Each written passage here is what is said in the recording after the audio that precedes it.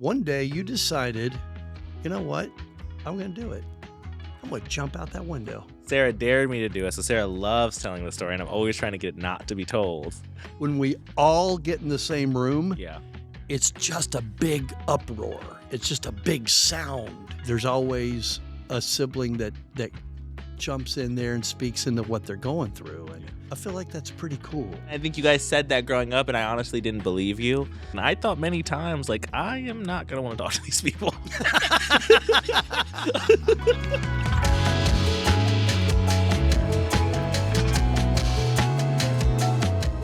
I don't know what your motivation was. Right. I don't know what was going on in that little mind of yours. And I'm trying to remember about how old you were. I'm going to go with about a 7. Yeah. I'm going to go with about a 7. You're 7-year-old Isaac. And your room, you remember, was upstairs. Yeah. Mm-hmm. And the window in that room looked out onto the backyard. Yeah. And for some reason, one day you decided, you know what? I'm going to do it.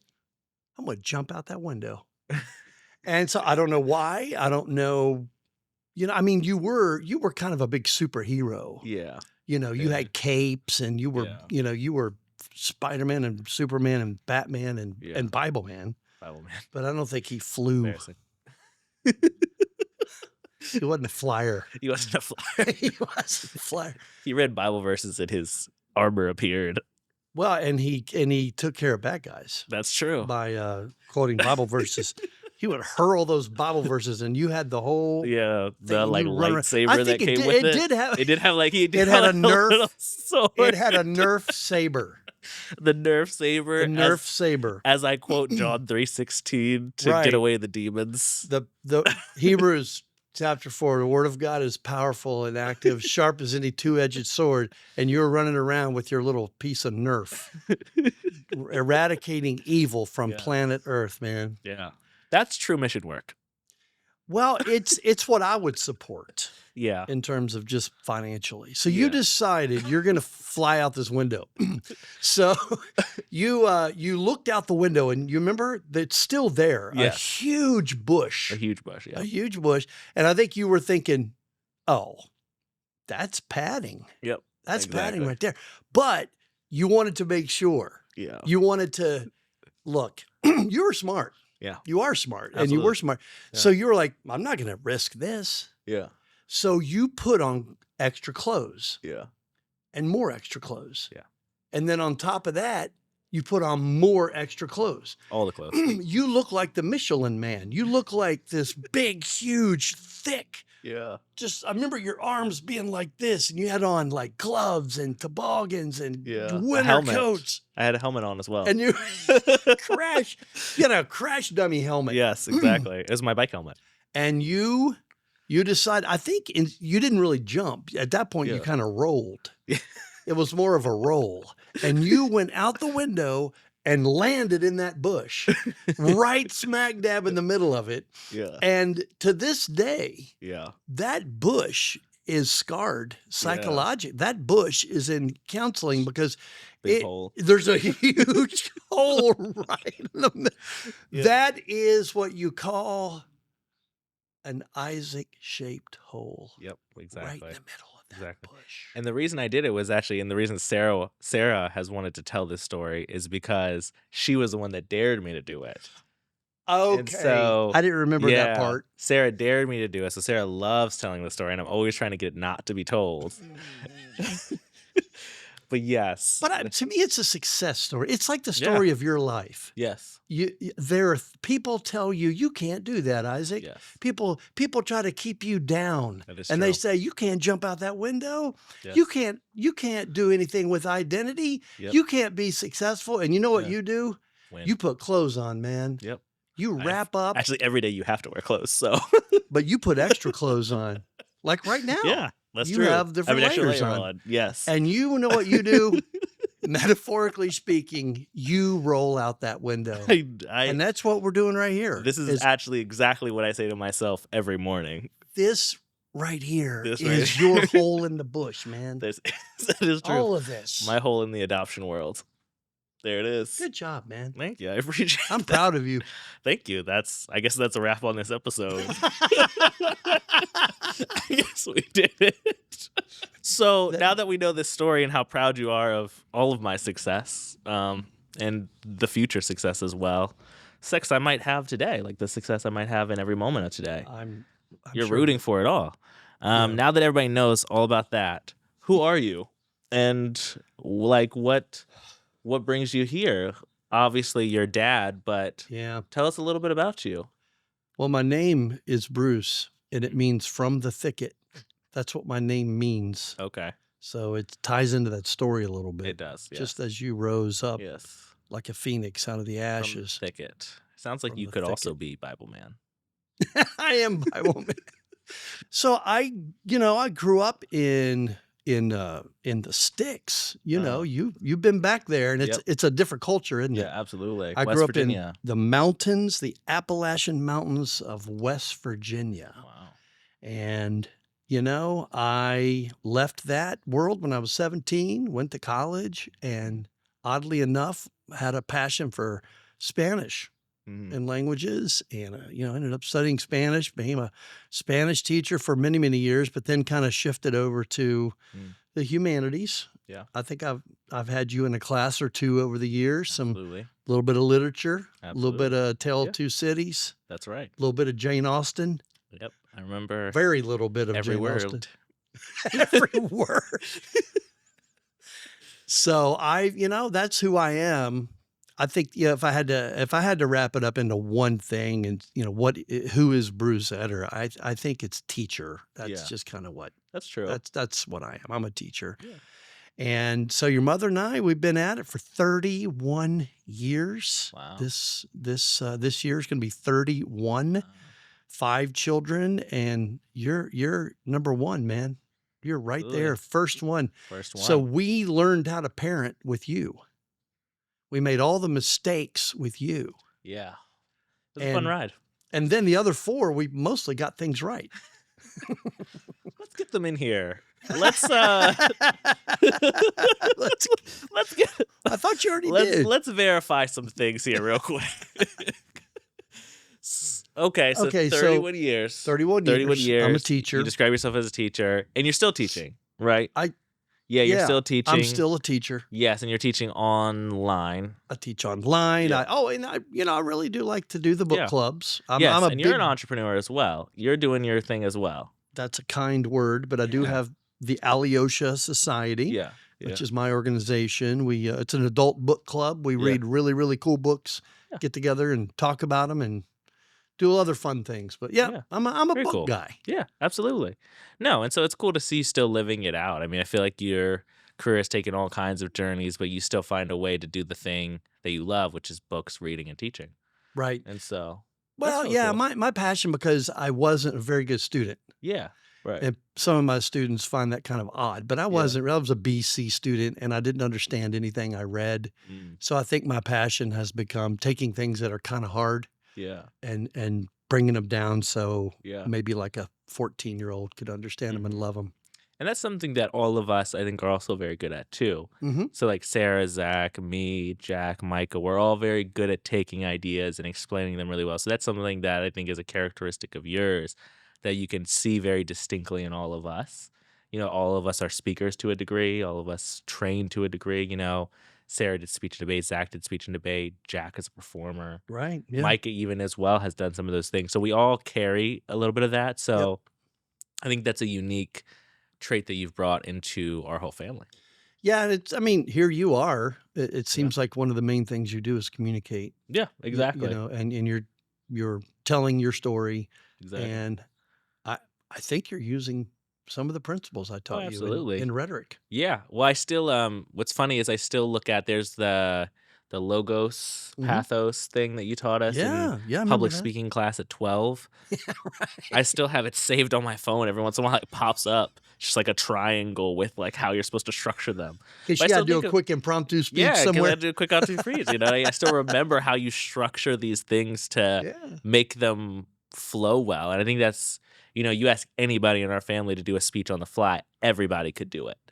And that's something that is very, I think, distinct to our family. I mean, I'm sure there's other families that have that skill, but it's something that I think we could be very well known for, and I think that's definitely greatly because, like, that's your thing. Well, It's your thing to what's speak. interesting though about that, Uh-huh. and you know from recent gatherings as you guys Yeah. have become adults, when we all get in the same room, Yeah.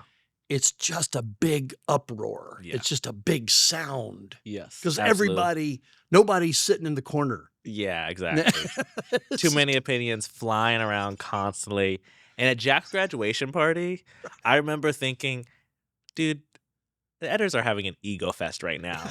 Like, literally, as Sarah gives her 10-minute speech, you give your 20-minute speech. Zach tries to do a little speech, but still doesn't really. I was like, Yeah. oh, we're out of control right now. We have an audience. We have an audience here. And they really everybody's. can't go anywhere. Nobody can leave. Everybody's going to show you what we got in the chamber. And that's We it's unloaded. funny, but it's true. And it's one thing that's beautiful about it is that we always, and maybe this is a part of the problematicness of us too sometimes, but it's always about each other. Right. You know what I mean? Right. We just had Mom's birthday too, and it's like we do our little speeches about Mom. It's like we always find a way to do a speech, but it's always oddly kind about another family member, no matter how much we may hate that family member that day. That day. Like no matter where we're at that day as a family, if it's time to give a nice speech about them, right, we'll tee up. Well, it's the tradition. It is the tradition. I don't remember how many years. Oh yeah, we've talk done about that this. tradition. Yeah. Yeah, you may have a better memory of maybe when we started I this, don't, but actually. it goes pretty far back. So at the person's birthday, the requirement is you go around the room and everybody says one thing that they really like about that person. Yep. Now it's a lot more, sort of involved and developed now, but I think when you guys were younger, it served a purpose because there was frequently, tension between, maybe even stronger than tension, maybe, that little sibling hatred phases you go through. But when you have to say something nice about somebody, it breaks it down a little bit. Yeah. Cool the jets a little. What's fun is when somebody's dating somebody and they come to a birthday dinner. That's my favorite. And they like try to be involved, even though it's probably the worst position for them to be in. Right. We go around the room, and when it gets to them, like, my favorite thing is just for everybody to be quiet. Yes. Just see if they say anything. And then Mom always jumps in and says, you don't have to share. Yes. My favorite one was when Jack's girlfriend said, Isaac, I feel like you're just really cool. That was it. And I felt so bad for her that she was there. They've been dating what, a month? Yeah. She's like, I feel like you're really cool. Well, she participated. Exactly. Yeah. Well, we're a family of communicators. Family of communicators. And also a family of affirmations. A lot of affirmations, I would say. Like, even though there's been a lot of tension, there hasn't always been all affirmations. We've become a very big family of support and affirmation and letting people find their path. And I think that's probably in the last 5 years, 6 years evolution of just really being that way towards each other as everybody's found their own lanes. I'll tell you what's the most encouraging thing to me is seeing you guys do that now just on your own. Oh, yeah. I think a lot goes on that, Dad doesn't even hear about, which is great. But you guys just love and encourage one another. Mm-hmm. We've got different children at different times that are really going through tough stuff.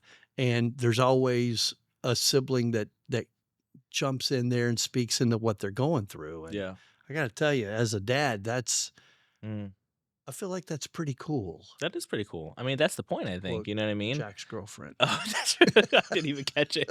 The callback. That was the callback. Yeah, that would be the point, right? And I think you guys said that growing up, and I honestly didn't believe you when you said you would like your siblings or you would want to have a relationship with your siblings. And I thought many times, I am not going to want to talk to these people. I was like, I think I'm gonna moved out of the state at one point. Exactly. I was like, I think Christmas is gonna be enough. And and this week alone, we're gonna be hanging out, I don't know, 3 times. Probably. You know what I mean? Between between birthdays, between holidays, between just literally wanting to hang out. It's like we're gonna see each other, almost all of us together 3 times this week, which is, I think, pretty like incredible. It's fun. It's nice. I mean, those are my siblings as much as they are my friends now. Well, and nobody loves your little boy. That's true. More than his aunts and uncles. That's true. We're all going swimming. They're hanging out with him right now. Yeah, exactly. They love Eden. Absolutely. Eden's the true star. He'll be a guest eventually. Oh, now that would be an episode. Just yapping. Yeah, no, yeah, they do. So they've really embraced. And I think too that your siblings have evolved over the years. Oh, absolutely. In terms of, okay, I'm this person and I have an adopted sibling, and their views, I think, have morphed. Yeah.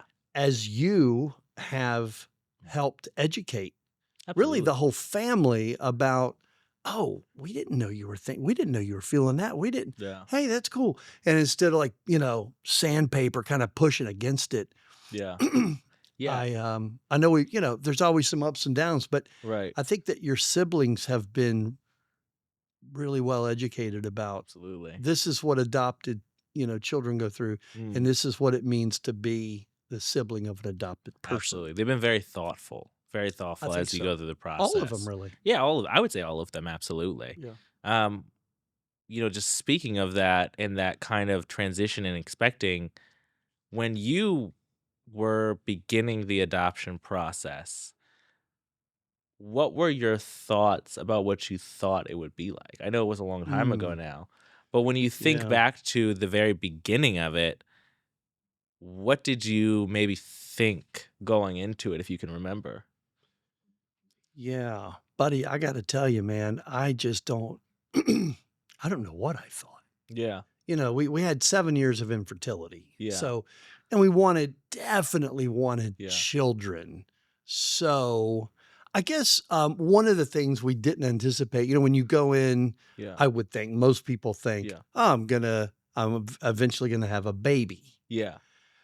So I think starting out with a 2-year-old is probably not something I would have thought. Yeah, it's a different experience. Is a different experience. I mean, you were already just running all over the place, man. You were just a little Tasmanian devil, just, and already, potty. I mean, all that stuff was already done. Yeah. So I guess that's the one thing that's probably different than that is true. Maybe what I would have anticipated. Yeah. You already had your own personality that was sort of formed and shining, and everybody loved Isaac. Yeah. You remember when I was teaching at a school and we'd go to basketball games, and you were like a little politician, man. You were going around shaking people's hands and hugging. The whole cheerleading squad would stop what they were doing, and they're like, "Oh, Isaac's here," and you get ushered in on someone's shoulders. It was remarkable. Yeah. You had some charisma, some riz, as the kids say. Do not say some riz on the podcast. Some rizzaroni. Yes, Captain Riz, Captain with the cape. Yeah, with the Bible man cape. Yep. Yes, Christian Riz. Dude, if you're gonna egg me on, I'm just gonna keep going. Christian Riz is something that I don't know that anybody should have. Christians can have Riz, can't they? They can have Riz. I'm not sure that they should have a specific. We don't want Christian. it to be Christian flavored. Yes, because the only thing that I can imagine is like when I'm sure you probably even heard this before, but when it's like the people who are like, God told me that you're supposed to be my wife. Oh, yeah. That to me is what I think of when I associate with Christian Riz. Oh, yeah. It's like, didn't God tell you that you're supposed to be my husband? That's Christian Riz. Not a real big fan. Not a fan of that at all. But my point was, I think most people, when they go into adopt a child, they don't think, because that was literally almost like the first weekend we got you. Yeah. You were just like that. Yeah. And I think most people think, oh, I'm going to have this baby, not this kid who's already the most popular at 2 years old, the most popular kid in school. Yeah. Yeah, that's interesting. It's because because you see some very similar things in Eden. Yeah, you do see Yes. some very similar things in Eden, Yes. and I've thought about that now on the other side, of just the I don't know. It's deeply problematic sometimes, Oh, first of all. I'm sure it's Yeah, troubling. it's troubling, but it's also just like, it's to me, I'm sure that that was just how I was maybe coping with the world as a child, but Mm, watching Eden do it now, I have a little bit of a different perspective on it, right. wondering if it's more just a certain type of personality that he's just like, "I'm just passing down," Little and DNA it in there. starts to make me wonder where it's from. Like Yeah. like who I if I, like, met a birth family member and I was like, "Oh my gosh, you just controlled this whole room." And I'd be like, "Okay, now this makes sense." That's where it comes from. Yeah, I mean, that's Yeah. obviously not something when you look at nature versus nurture that we would Yeah. have we didn't have Yeah. any time to train that into you. I know, and I seeing it in Eden has actually really made me more thoughtful about it, because I think I thought Oh. at first that was maybe like a trauma response to not having stability, just like too comfortable in other Oh, rooms. right. Yeah, yeah, Never, yeah. never feeling settled, always able to be on the move. But now you watch Eden, somebody with stability, Hmm. two loving parents, a lot of like he's constantly with family, but he Yeah. has a very similar momentum in a room. Yeah, He he has a very does. similar energy. And so that's a very like something that I would not have expected, just kind of like a little bonus to this episode. Right. Yeah. So got back on track. Early days of adoption, just post adoption toddler. What for you were some of the early feelings being like a dad? And ask this question more because I think about just as an example, like This Is Us and This Is Us, the Mhm. dad on there um, is always in a sense struggling to try and understand how to make this son fit well, Mm. how to connect with this son, how to make this son not feel different. How was that journey for you? As I'm obviously, a little bit of a star toddler, so I'm probably not feeling too out of the loop. But like, just you're Right. trying to connect, you're trying to enter that dad space instead of with a baby with a toddler. Yeah, so we were a little older, Yeah. I mean, I guess I was 30 plus, Okay. maybe early 30s already. Yeah. So I think that matters a little bit. We weren't a couple of, 21-year-old kids Right. trying to more like babysitting, Yeah. so Exactly. I think that's one factor. And I think you're probably seeing now, you're Yeah. experiencing what I was experiencing then, which is it seems like to me we have this sort of innate desire to live on through our children. Yeah. More and more, I'm realizing my own mortality. Right. I'm realizing my days are limited. Yeah. And there's something in us, there's an impulse that Yeah. says, I gotta pour some of myself into Right. these vessels. Yeah. And when I'm gone, I'm not really gone. Yeah. I'm Exactly. still living on Yeah. in all 5 of my children.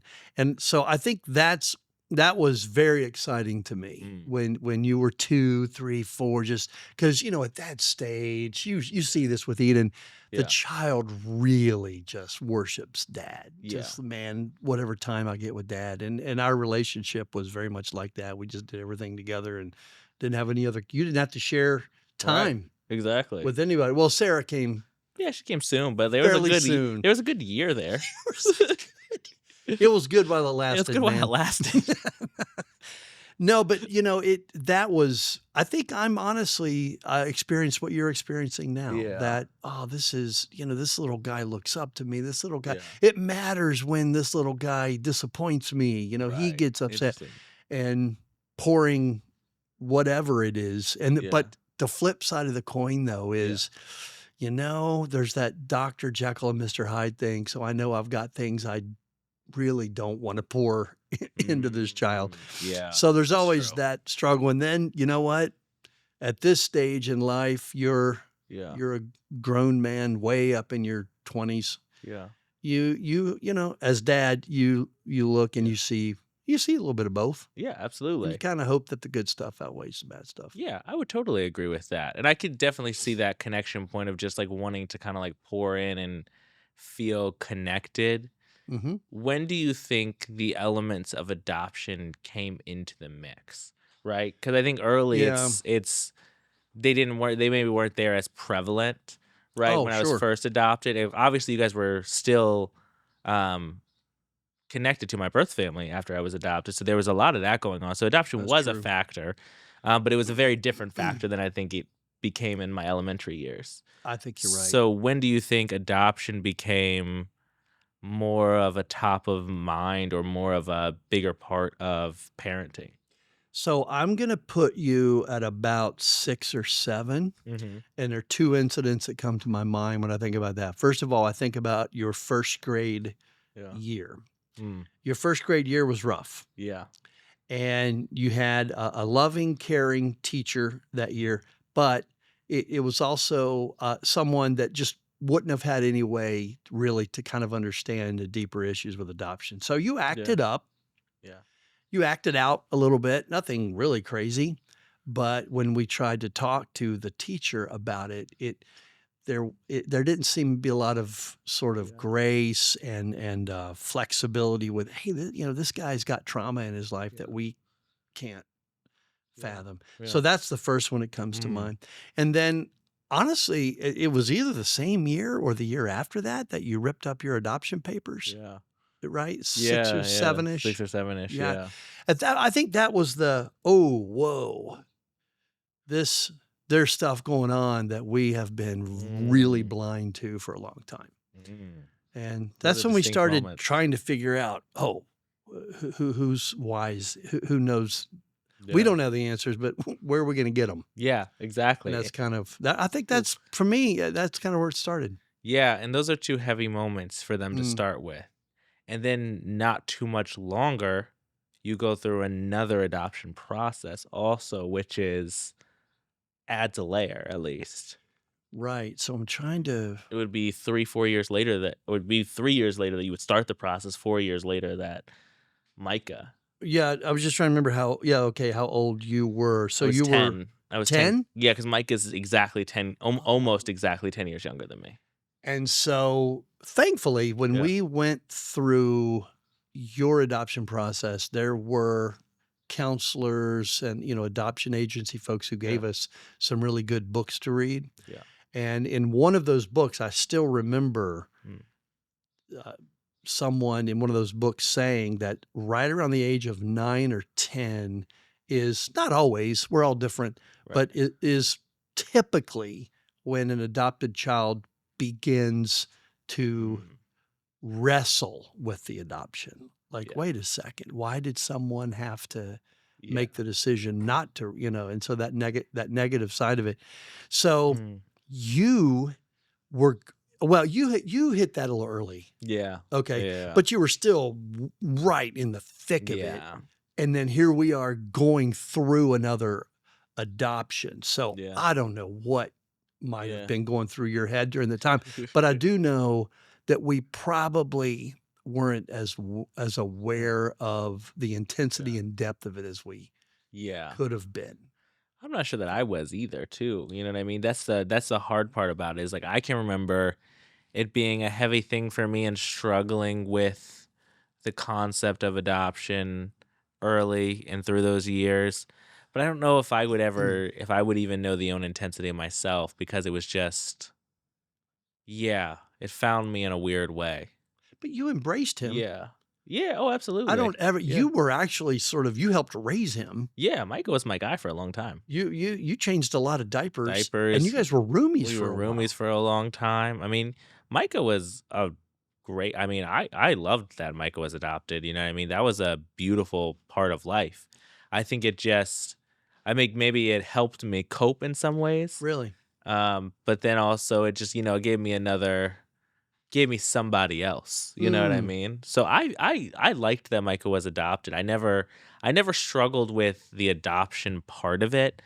I mhm, think that I was just still going through my process so heavily that if anything, it gave me a buffer to not feel as alone.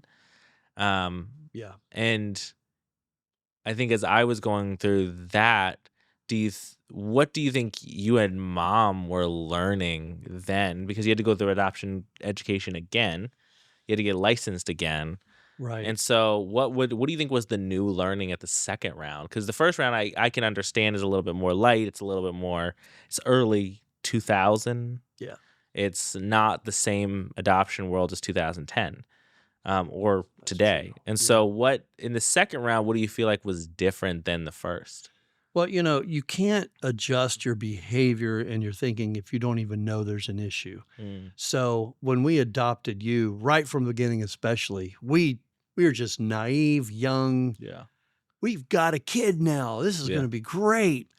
Yeah. And I mean, I'm sure we knew that adopted children go through certain things, but Right. not the depth of it. Right. So at least by the time we were adopting Micah, it's not like we did it all perfectly, but at least Yeah. we knew that there Exactly. was something to know. That's true. We knew that there was something to know. And so we were more careful. For example, I think a good example would be when we got you, we got a stack of child rearing books. Oh man, we're going to do this right. Yes. We read and we tried these techniques. Well, child rearing books, at least back then, Yeah. were not written with the assumption that the child is not Yeah. the same race. I mean, fill in the Yeah. blank with all these Exactly. areas. And so, as you know, we Yeah. joke about the fact, but we basically, tossed all the child rearing books after a while. Yeah.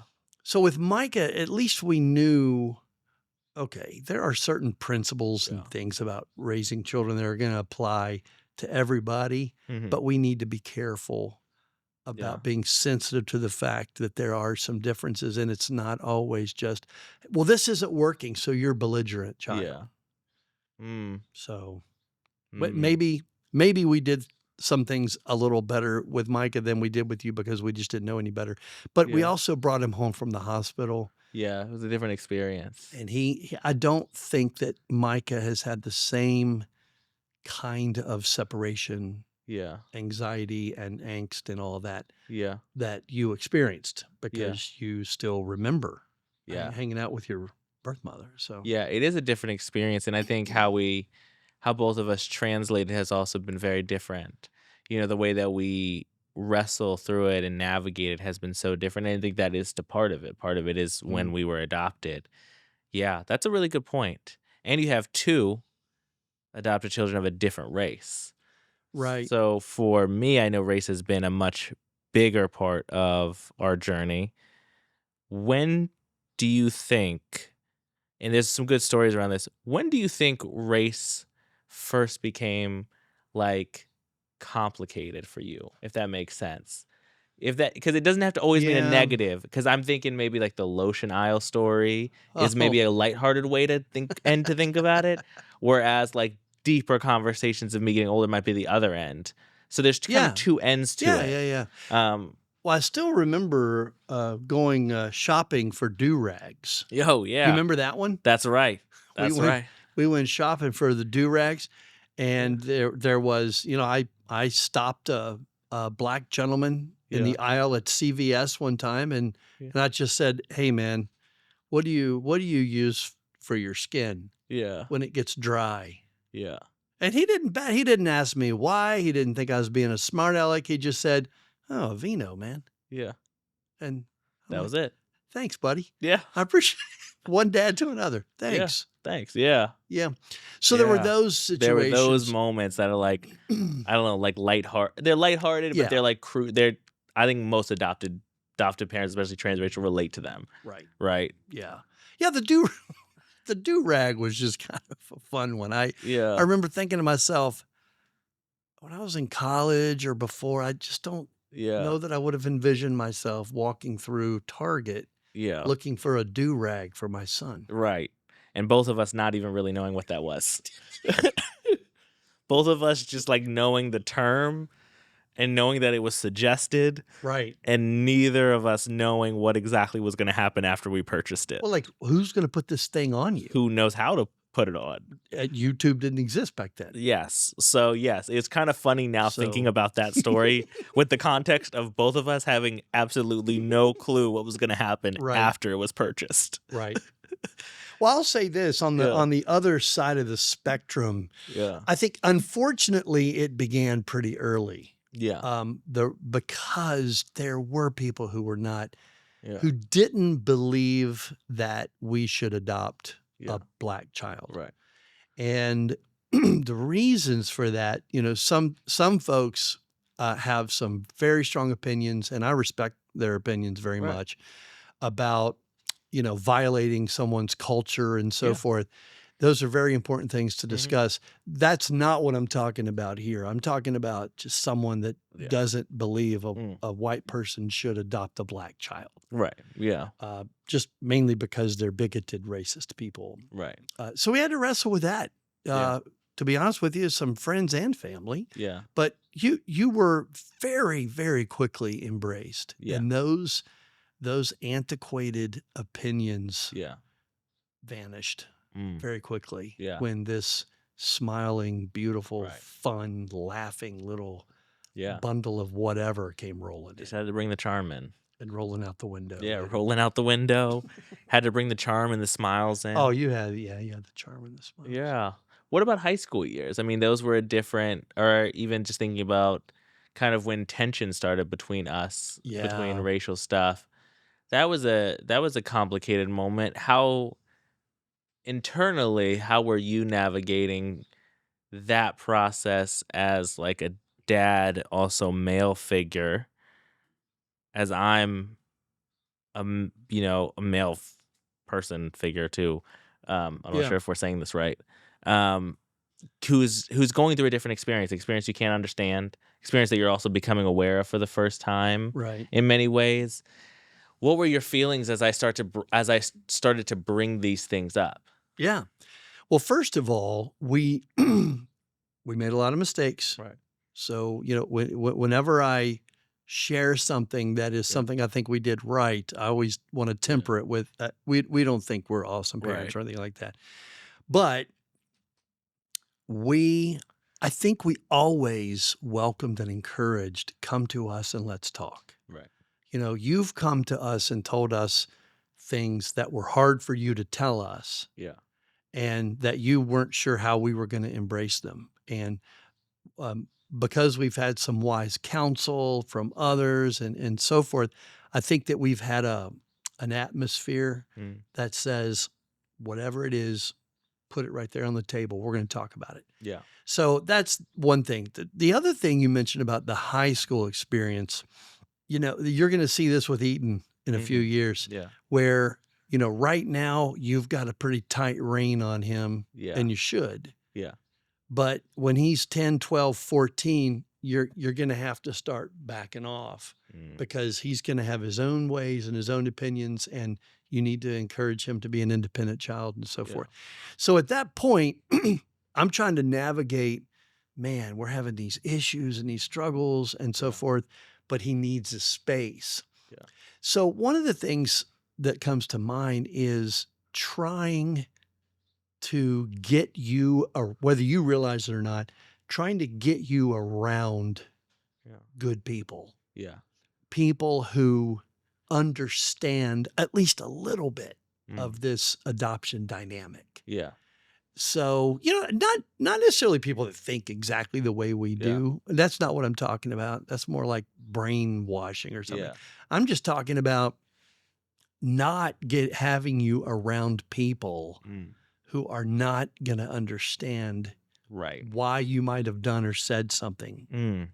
Yeah, why I feel the way I do, exactly. Well, and then of course, I'm sure you've talked about the fact that some of your friends growing up were friends black children adopted by white people. Right. And so, so there were those people. And then as I got into college, there was people like John Churchville who were good people.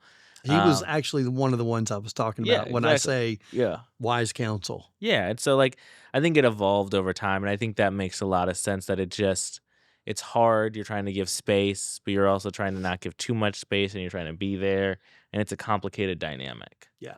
And when you're my age and you're reflecting on how you did with Eden, and Eden is your age, you'll be doing the same thing I'm doing right now, which is, man, I messed up a lot. Yeah.